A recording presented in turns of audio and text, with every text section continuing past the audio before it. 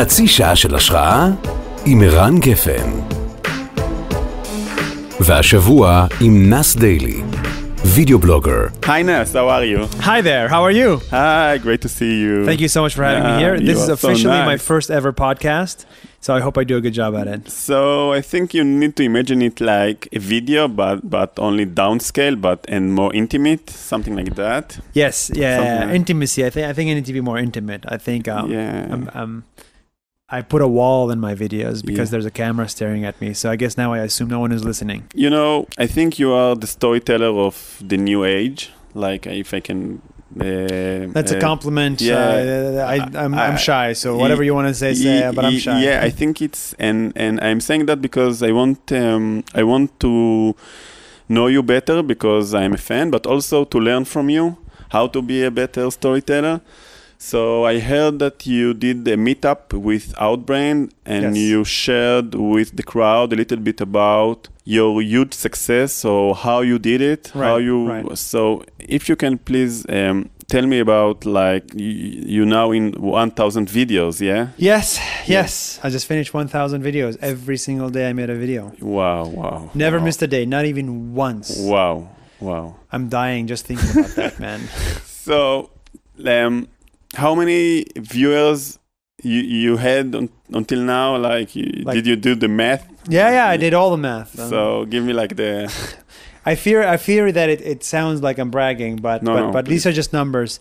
So there's 12 million right now, 12 million followers. Wow. I think there's a total of 4 billion views. 4 billion views. Only on Facebook. I don't use YouTube. Yeah. So Facebook views, you can take a pinch of salt. So maybe, I don't know, 2 billion real views. 2 billion real views. You grasping this number? Like the truth is no, it's just a number. Because you're so busy making those videos, you really don't think of the scale. Yeah. And then I think one of my favorite numbers is, I think Nas Daily reached 70 million Americans. Yeah. So it's 20% of the population or so. Nice. Which is really cool. Like 1 out of 5 people in the US saw my video, just in the US. Wow. So I all of these numbers I never expected. Yeah. I honestly expected, I don't know, 10,000 followers and then I'll give up. So I want to take you to the bottom line. I want to take like your knowledge and then go to your story. So how you did it? So what's in your storytelling is so great? Like what's the rules that make it so first great? Of all, I think, and it's so funny, it's all about relatability, and it's such a overused word, but every time I wake up and I'm about to make a video, I'm in the middle of Senegal. Yeah. And I ask myself, all right, I'm about to make a video in Senegal, but I know for a fact no one in Israel gives a fuck about Senegal. Yeah. No one in Europe cares about Senegal. How can I make them care? Yeah. Right? And the question is, okay, I'm seeing something in front of my face right now and it's all Senegal related, but it has to be relatable to a kid in the Philippines and a kid in Colombia and a kid in America and a kid in Israel. And a 90-year-old grown-up man. So you imagine your audience and you assume that they are starting with not caring and starting from there. Starting from scratch. And I don't have an audience. So even if I have 12 million followers, I don't have any inside jokes with my followers. Yeah. I assume they're just seeing the first time. And you don't, they are not your crowd. You're starting from scratch every time. Exactly. A lot of people have these inside jokes. A lot of people have these sophisticated jokes or sophisticated lines. I don't do any of that. Yeah. My assumption is this. I assume every person that's watching my video is a 15-year-old Mark Zuckerberg living in Colombia. You imagine him? I literally imagine a Colombian Mark Zuckerberg. Him, like you're talking to him? Yes. He's watching my video right now in Bogota. And for the first time. So you need to catch his attention and to tell him a story and why it's matter to him. So there's a few things I need to do to get him in. One, I need to make it interesting to him, right? It has to be, catch his attention. 1. 2, it has to be in simple English. I need to speak slow. I need to speak clear. And I should not use any Harvard words. Yeah. Any stupid, complicated words that we think are cool. Yeah. In the real world, they're weird. Yeah. And so this kid is not going to understand them. Yeah. So there was a time where, man, I could talk for hours about this. There was a time where I was in Singapore and I wanted to make a video about Malaysia. Yeah. And I wanted to say that there's a boycott policy between Malaysia and Israel. Okay. So there's this visa policy that Malaysians just do not let Israelis in. And when I did that sentence, I was like, man, this is too complicated. Even this sounds easy to us. Yeah. Way too complicated. I literally changed that sentence and I typed, Israel and Malaysia are not friends. That's why I can't enter. Very simple. Simplifying. So simple. Simple, but not too simple. Third is not stupid. So Mark Zuckerberg does not care about, your bikini on the beach. Yeah. He doesn't care about your favorite prank. He doesn't care about pranking people or doing stunts. Yeah. Or comment. Something meaningful. Something meaningful, exactly. Something that anyone who cares about the world would be interested in. So environmental stuff, Zuckerberg cares about. Social networking, he probably would care about. I'm not making Nas Daily for Zuckerberg, but I am assuming there's a billion Zuckerbergs in the world who really are very thoughtful and care about meaningful content. You'll never see Nas Daily pull off a prank. Yeah. You'll never see Nas Daily become a comedy show. Okay, what more, if I can, What you cannot see in Nas Daily, or what more? No, give me more tips. Consistency. I mean, okay. Trump, in some way, is smart because, in some minor way, because he literally knows the attack again and again and again and again and again and again and again. Never get tired. Yeah. He probably tweeted, "Make America Great Again" 5,000 times so far. Yeah. You know how boring it could get after 4,000 times? Yeah. But he doesn't care. He keeps tweeting it. And this is what I noticed is like, it's true. The only way to really instill something in people's mind is just like ads, Yeah. You need to show an ad 50 times for someone to care. Yeah. You need to show a Nas Daily with the same format, with the same cadence, with the same structure. My estimate is 7 times before they click follow. And some even watch my videos 50 times and never click follow. But consistency is key. Yeah. You never break the chain. If you want to make a video every week, you make a video every week. There's not a single excuse in the world that's more important than your video chain. And I would tell my girlfriend during this trip, if you die, I will still have to make videos. But I promise you, I will make 10 videos about your death. Okay. But I will have to continue Nas Daily. And same deal with my dad and with my mom. Yeah. Yeah. And even if I died, I asked them to make videos. Wow. You never break the chain. You never stop. No way. I remember I was in day 60. Nobody gave a fuck about Nas Daily on day 60. I had 2,000 views, Facebook views. It was like 1,000 real views. And I was on the top of the base camp of Annapurna. You know Annapurna? No. The Himalayas, there's Everest, and there's the second mountain, Annapurna. Okay. So I was hiking the Himalayas. There's no internet there, okay? Yeah. So as you're hiking, you have to make a video as you're hiking a mountain for 7 hours. You get to the top, and then you're like, shit, now I need internet. So you literally race down to the bottom to get internet and upload on time from your phone just so you don't break the chain, even when no one is watching. So this Nas Daily thing worked because you don't... You do it again and again and again in the same format, in a simple way. Simple way, but you also don't do it for the fame and the money. Yeah. A lot of people I noticed, even companies, make videos because they like the attention. They want, look at us, we're cool. Look at us, we're so cool. And it's just people's radars for what's authentic and what's not authentic are incredibly high. And so I see a lot of ad agencies as well who do ridiculously shallow and boring videos that it's obvious it's an ad. It's obvious it's obvious the presenter doesn't care about the product. And so I made it a promise to myself, I'll never make a video that I don't care about. And so I make very few food videos. I've made no music videos. I don't care about music, I don't care about food. I've made no art videos. I don't care much about art. And so there's a very few things I care about, and I do them. And when people can sense your passion so easily. And I think that's why Nas Daily succeeded. So let's talk about the hero of Nas Daily. So in each story, you need the hero. You need someone who will do something. So let's talk about not about you, about the hero of the story. What a story needs in a hero. Well, the hero in my videos is the viewer. Okay, very interesting. They're the king and queen. Yeah. I'm their slave. Yeah. And I have no shame in saying it. I am the slave of the viewer. Yeah. So what will my hero want? Yeah. They want to some extent be entertained, Yeah. but also they want to feel like they're getting something out of it. Yeah, some value. Yeah, value. How do you create value in 60 seconds Yeah. is the real question. Yeah.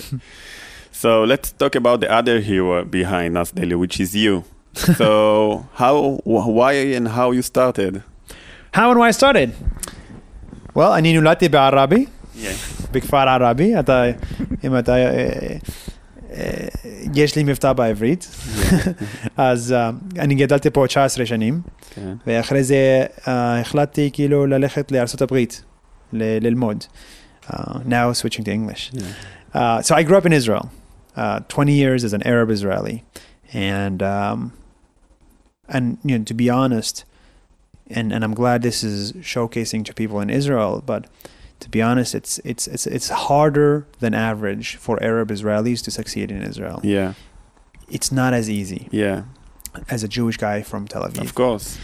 And or an Orthodox Jew. It's not as easy. And so I decided to leave and I applied to Harvard. I got lucky. I got in. Like how you got? I got lucky. I say this so truthfully. I feel like I got lucky. I mean, my same personality and everything, I put it in the application. Yeah, like you. So the personality hasn't changed. I sent in my application. They said, sure, come in. I told them I can't afford Harvard. It's too expensive. Yeah. But how they even respond to you? What? It was the grade, it was like the social thing, and then there wasn't Nas Daily yet. So why you? Why me? Yeah, then. What? Back then? What's the story that sold you? Like, I think the same reason I started Nas Daily is the same reason I applied to Harvard. Okay. You always want to do things that other people are not doing. Okay. I know, and this goes into a philosophical question. I like doing things I know I have a good chance at being the best at. Okay. If I cannot be the best at something, if I know for a fact that it's not for me, I will not pursue it. Yeah. And so I was a software engineer. For a year and a half, I was trying to be the best software engineer. Okay. Only to realize I will never be the best. Okay. I just don't have the brains. I don't have the same way my engineers think. I'm not that smart. And so I realized I can be the best at making 1-minute videos. You know why? Because no one else is making them. Yeah. That's why. There's no competition. Yeah. So you do the different thing. And so the same reason I applied to Harvard. You know why I thought I was going to get in? Yeah, why? Because no one else is applying. Okay. No one else is applying, especially from your background. From my background story. too. Yeah. So with my story. With my story, with my background. With my exactly. Yeah. No one else. I have very little competition. And also English. No one else is speaking English. Yeah. It's like a third language. Yeah. You know, they're focusing on Arabic, then Hebrew is like, what the fuck? Like English is the way to go. So I think there is something really interesting here. I think even inspiring. So you as a kid, you're average in different fields. Yes. And you are maybe frustrated about it. And you're thinking to yourself, how can I be greater than that? And you understand that you need a way to break through the noise. Exactly. And you understand that the only way to break through is to find a unique way and unique voice that you can be excellent in that and not compete in different areas. And also to use your background or your story and everything you got in your handbag or your pocket to find a way, but to reach to the stars, like Harvard and when you understand this is maybe the way, you're going all the way all the way. Yeah. And you know, I didn't start with much. My parents are not rich. I grew up in a village, Kfar, and I'm an Arab. And you know, being Arab and Muslim is not sexy. Yeah. In 2000 and 2005 and 2018. Yeah. It's just not sexy. And so you really got to be resourceful. How do you make something out of nothing? Okay. And so something for some reason Harvard said, we'll take a chance on this kid. And they gave me a scholarship, a full scholarship. So I was very, very grateful, forever grateful. Finished Harvard, 4 years. And that's when you come up with a new challenge.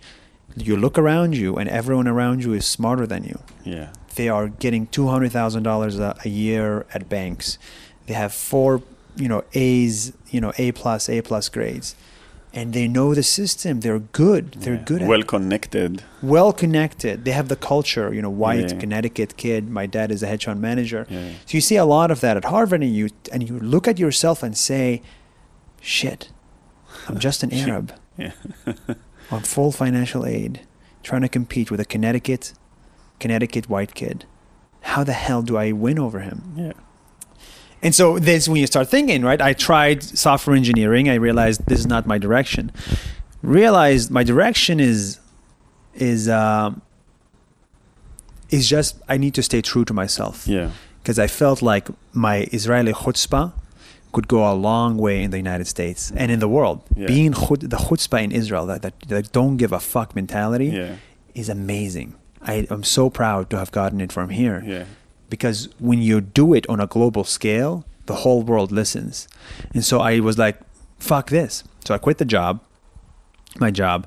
I had enough savings. I was planning for this for half a year or a year. And then I just bought my first ever camera, my first ever DSLR camera. I bought it, and I bought a one-way ticket to Kenya. And I lost my visa to the United States. I lost my job, and I wanted to make 60-second videos only, and I wanted only to put them on Facebook. The chutzpah is like, you think this is gonna work. You're so full of yourself. Crazy. And also, I have a question. Like, this is you're not asking yourself in that time, hey, this is why I went to Harvard to make videos on Facebook. That's what my parents asked. Yeah, like, why going to Harvard? You can do it before. Well, the truth is, Harvard doesn't give you much education. Yeah. The education you get at Harvard is very similar to the one you get in Technion. Yeah. And Tel Aviv University. Yeah, but the connections and the opportunity. That's true. It's good if you want to play with a system. Harvard gets you hired. Yeah. That's how I got my first job, my Harvard degree. So when your parents told you, like, this is why you went to Harvard, what you said to them? They weren't happy. They weren't happy at all. I remember calling my parents on my way to the airport. I said, hey, I quit my job and I'm starting this new project called Nas Videos. Back then it was called Nas Videos. Okay. Nas Videos, baby.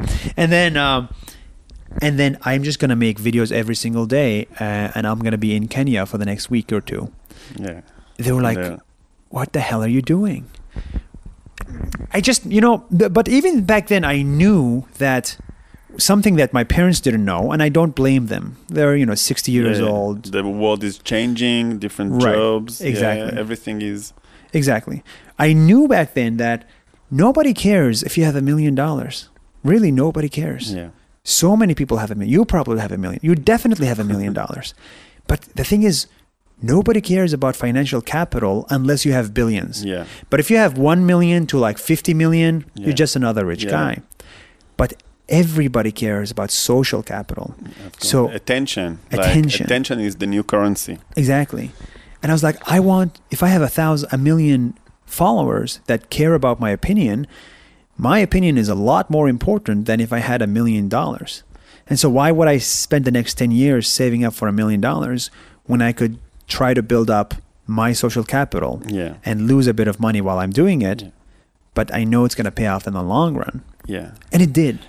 But in that point, you didn't know. Today, you know that it worked. But let's talk about like the first months when you had 1,000 views. The first month, The first month was tough. And then what do you think to yourself? Maybe I'm doing, what did I... So I never expected it to be this big, right? But I knew there was a good value in having an audience. A lot of people think Nas Daily is doing this for the fame. Oh, I want to do this for the fame. It's nice to be famous. It's nice to get the attention. Not necessarily. The first 2 years, obviously not many people cared. But all I needed was one. All I needed was one person to care. And I would always tell myself, if this video gets one person to message me, be my friend, follow the page or whatever, then I'm sold. And on day 12, after making 12 videos day after day, some guy messaged me from Kenya. He said, hey, I saw your video. I'm in Kenya too. I'm a reporter. Let me help you make more videos. And then there I am the next day befriending a Kenyan reporter that I would never, ever, ever have met in my life. Yeah, how many Kenyan crazy. reporters do you know?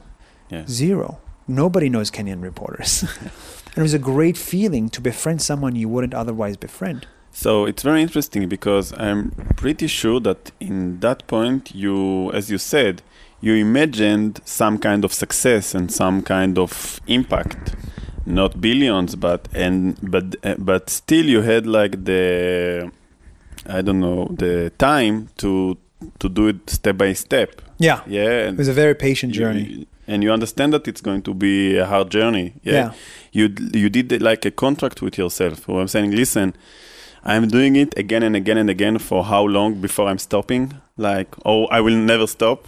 I did it for 30 days to begin with. Okay, you said I'm going to do it 30 days. 60 days. Yeah. So you had the contract with yourself, 60 videos, and then to decide each day. Yeah. Yeah? Mm-hmm. Okay. After 60 days, I was like, we'll decide. And then after 60 days, I was like, let's just do 1,000. Okay. And I was just like, let's just continue indefinitely. When did you understand that you need to not stopping, like you need to do it again and again and again, like this is part of the formula? Day two. Day two. Day two. Why? You know how I knew that? How? Thank God for our Arab dictator in Egypt. I was in Egypt. On day two, I was in Egypt. So day one in New York, day two in Egypt connection, and day three in Kenya, making my way. Wow. And then on day two, I had to make the video at the airport. And I was shooting at the airport, and then the Secret Service in Egypt took note. And they were like, what the hell is this Israeli guy doing? Yeah, not good. Not good. So I went in this like mukhabarat, Secret Service. Yeah. And they were like, we're going to delete all your videos. And for me, that translates into day two is not going to happen. You broke the chain. Yeah. You cannot break the chain. You have to commit. Okay. And I literally almost started crying. And I was like, please, this is so important. You have no idea. I cannot miss a day. Please don't delete my footage. And then when they realized I was a Harvard student, again, it helps a lot. They were like, fine, keep the footage. They saw every single video, made sure there's nothing. Yeah. And then I left. And I was like, I really don't like this government, but I'm very happy day two is alive. Yeah. So then you realize that you need to keep going and keep going. Yeah, that's when you realize. It's like... So if you talk about the viewer, and he's the king. So today is like choosing what to see. That like there is millions of content that needs to get through the clutter. Yeah. So then like in the day 60, 70, when did you feel that it's catching up, like it's going crazy? It took hundreds of days. Hundreds of days? After day 500. Wow. Day 650. Okay. So it's kind of complicated, but after 300 days, I got viral once. After a year? After a year. After a year. Yes. Okay.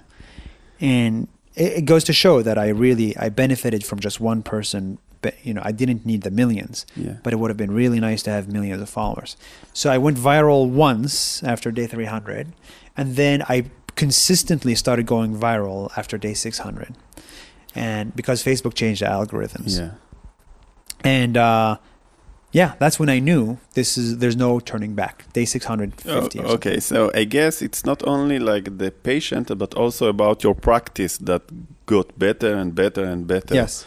In which field you think you got better that did the change? Like storytelling. Storytelling, explain. So storytelling is very important. Okay. It's what a lot of people miss when it comes to creating content. Okay.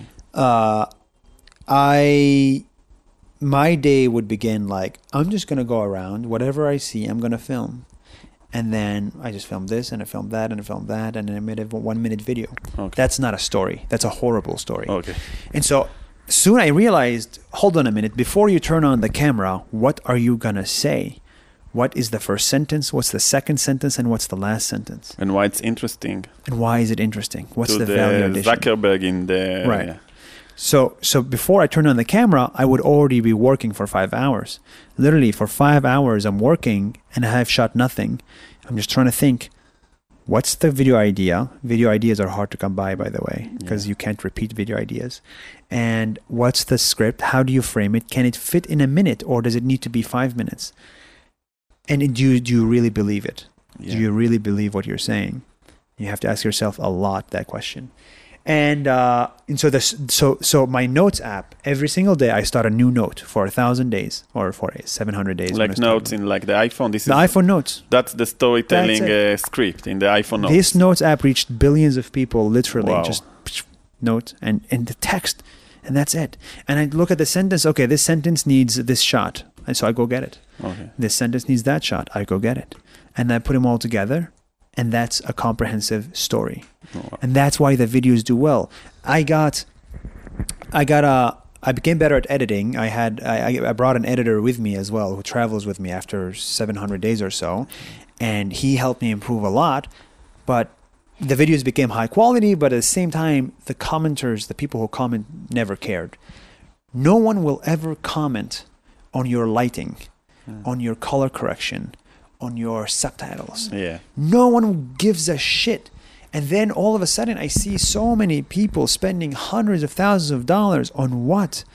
On fancy equipment. And not about the story. Not about the story. The story sucks. It's very lonely and in the other way, it's the most belonging. So the most fear of each person is to be alone, and like we are craving for being part of something. So you went alone to this journey and with 1 billion people. So like how you explain this?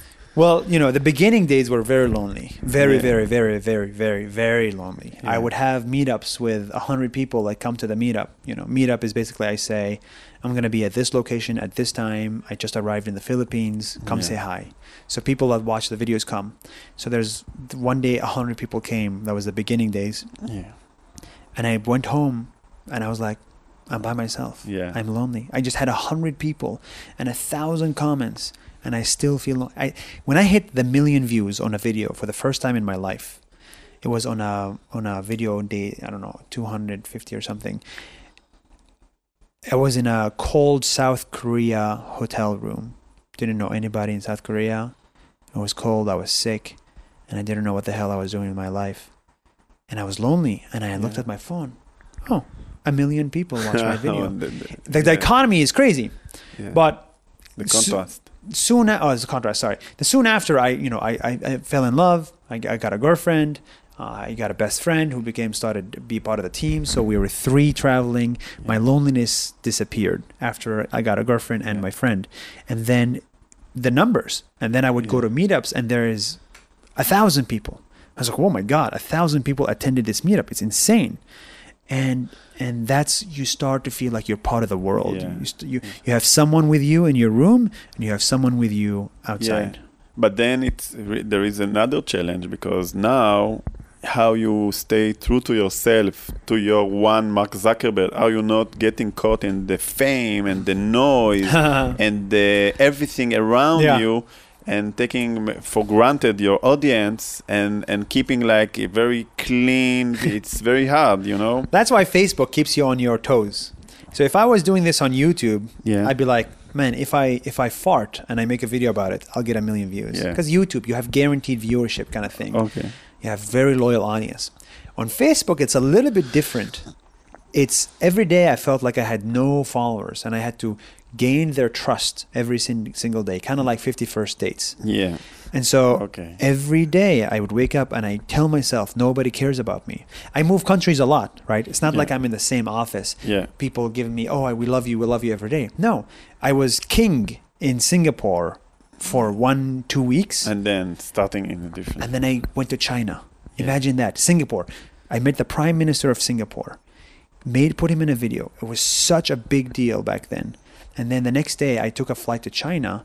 And there's no Facebook. Nobody gives a shit about it. I think like the analogy to 51st date is like great for the videos, but also for your humbleness. I think you must be very precise. So I hope like brands can learn from that, because they're already brands did something good because this is why they are brands. They gave value. They knew how to tell stories. This is why they are big. But sometimes once you're going big, you get too cocky. Yeah, and you forget in different people, and then you take your audience as you don't look at them as king, as you said, and it's not first 50 dates. And then even though you are a big brand, you are starting to lose the way. This is why, by the way, you decided to stop after 1,000 videos, or no?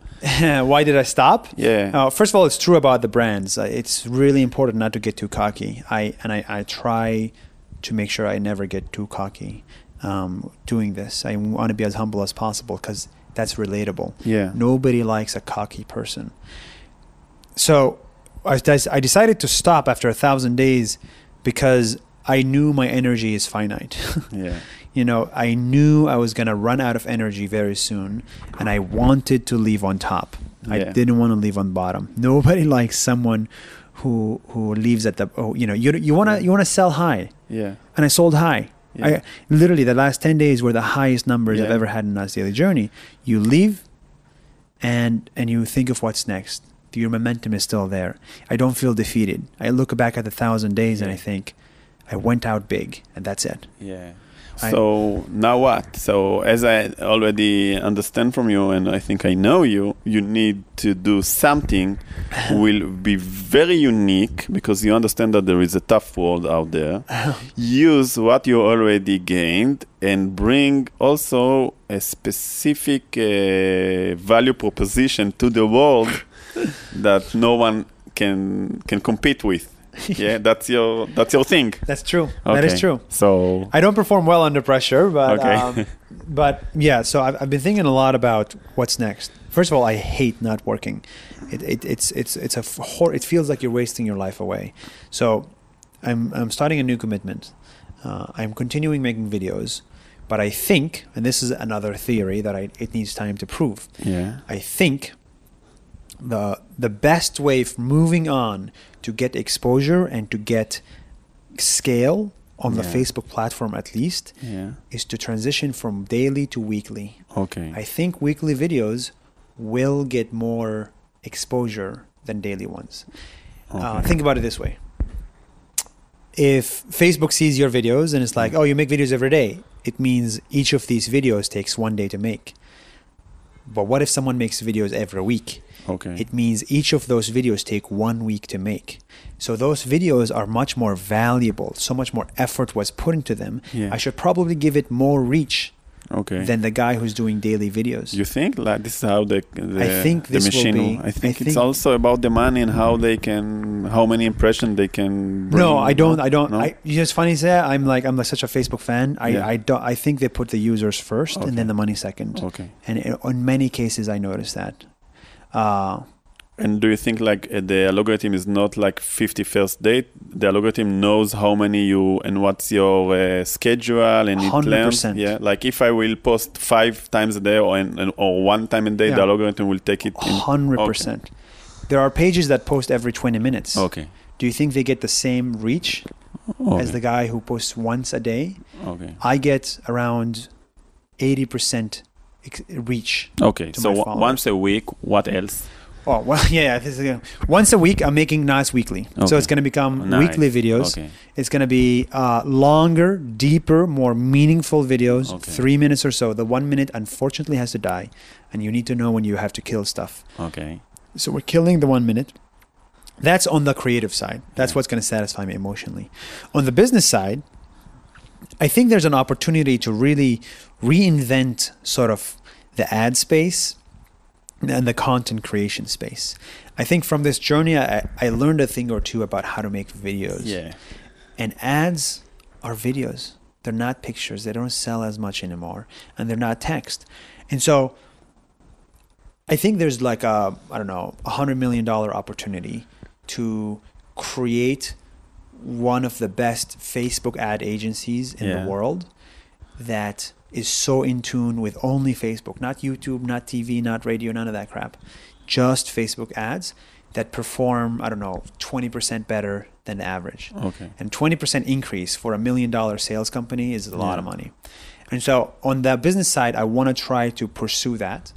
On the scale side, you're Nas Daily, but what if I make a video every day? But what if I could make 100 videos every day?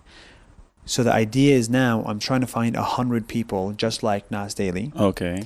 Get them under my wing. Yeah. Have a say or two in their channels. Help them grow their channels. Yeah. And all of a sudden, you're competing with CNN in terms of scale. Yeah. From your conglomerate, and you're competing with many companies in terms of revenue. Yeah, yeah. And when you have 100 million followers and $100 million, the skies are the limits. Yeah. So I think it's like an evil plan. Yes, yes, correct. To conquer the world. Correct. Yeah. I think to myself as a dictator. I think I'm a dictator. Yeah. This is why you did like the contest with Outbrain here in offering brands to make a video to them. Like to show you, like to show the ability to show the case that you can create great content for brands. Well, I think it's a win-win with me and Outbrain.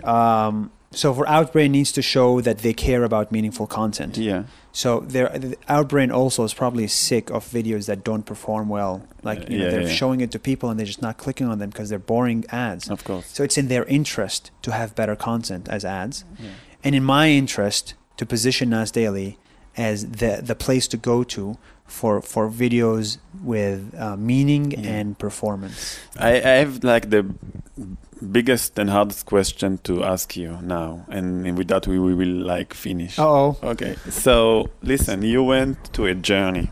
You went, I think, to first of all something very, I don't know how to call it, but it's like it's not a business journey. It's something that you did with yourself first. Correct. Yeah, and then it's a outside journey with the media and the content.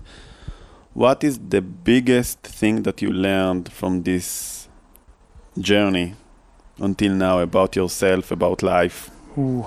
Yeah. Ooh, that's a tough one. Yeah, sorry. You might have to cut the next 20 seconds because there'll be empty quietness. It's okay. A lot of people ask what I learned, and maybe I ask you like that. You are not the same person as you went out to this journey. Correct. So how has that changed personally? Yeah. I'm actually making a video about it as we speak. Okay. This is going to be my summary video of 1,000 days. It's going to be a 6-minute video. And what I learned is, look, I grew up as a middle child. Yeah. My older brother, you too? No, but in the middle of the middle. So something like the need to break through. Yes. It's like something like any middle child needs. Right. Yeah. Right. So you grew up as a middle child. So all of a sudden you're not getting the attention you deserve, or you're not heard. Yeah. And then I grew up in a village. Yeah. Again, also village, there's a ceiling. Yeah. Right. And then I grew up as a Muslim in Israel. Yeah. Again, there's a ceiling. Yeah. And then you grew up as a Muslim in the world. There's a ceiling. Yeah. And Arabs, huge ceiling. And I realized, that Steve Jobs quote? Yeah. When you realize the world is built by people who are no smarter than you. Yeah. That's when you realize you can change it. You can modify it. Yeah. And that was so true. There are billions of people like me in Indian villages, in Ethiopian towns, in Congo, in Albania, not in Connecticut, who want to change the world, but feel like they can't because of how they were born. And once they understand, and I think that's what took me to understand those 1,000 days journey, that the world is much simpler than we think it is. Yeah. You can actually change it. Yeah. And it's a great feeling to have that confidence to look at something in the eye and tell it that you can change it. And this power, if used right, if used in the right way, can be incredible. Yeah, wow. Incredible. So you did it. You did it, like you gave me, like, you learned something, and I think it's very, really meaningful, and I think it's very inspiring, if I can turn that idea into a video, I think that'll be such a hard video to make. Oh man, this has to be a video. It has to be a video. It has to be a video. Yeah. Now to tell the story in a simple way, in up to 6 minutes now. This will be 6 minutes. Yeah. Now you have more time. More time for depth. And I think that your story tell this story, this learning thing. So you will need to be the hero of this story. Yes, for lack of a better, I don't want to come off as cocky, but I have to be. Yeah, you have to. But it has to be relatable. It starts. So I start this sentence in many of my videos. This video is about me, but by the end of it, it's about you. Yeah, that's the first sentence of many of my videos. Yeah, I want them to know that I'm not saying things because I feel like I'm a life coach. It worked for me. There's a high chance it works for you. So in the end, there is the Mark Zuckerberg in Bogota, and we always remember him, and he is the king, and we will talk to him. You will change the world, Bogota, Zuckerberg. Yeah, good luck. So the Nas from Bogota that became Nas Daily, Nas Video. Araba in the north. In the north. So very inspiring, very happy. Thank you for having me. Thank you. חצי שעה של השראה עם ערן גפן.